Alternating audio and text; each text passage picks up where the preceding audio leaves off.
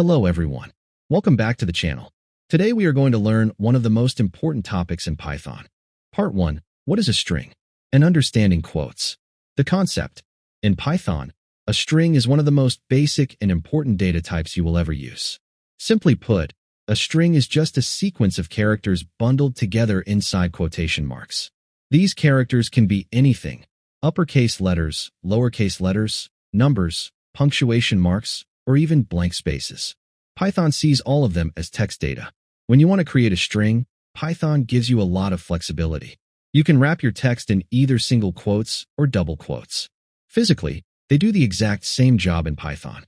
However, having both options is incredibly helpful when your actual text contains quotation marks. For example, if you want to write the sentence, "It's a beautiful day," that sentence already has a single quote inside it.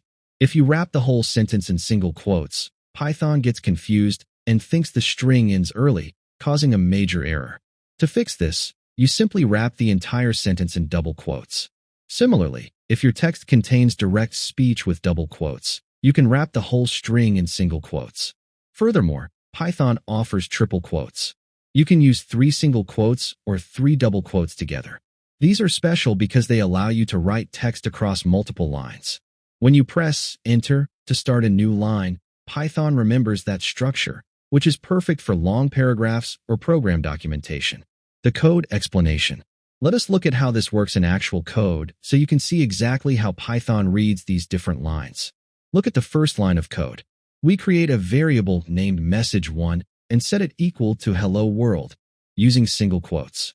Python looks at the first single quote, reads the letters, and stops when it sees the matching single quote at the end.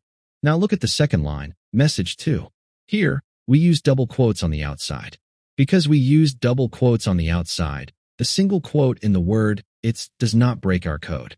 Python ignores it and looks for the closing double quote at the very end of the sentence. On the third line, message3, we do the opposite. We use single quotes on the outside, which allows us to safely use double quotes around the phrase "Python is amazing" inside the text.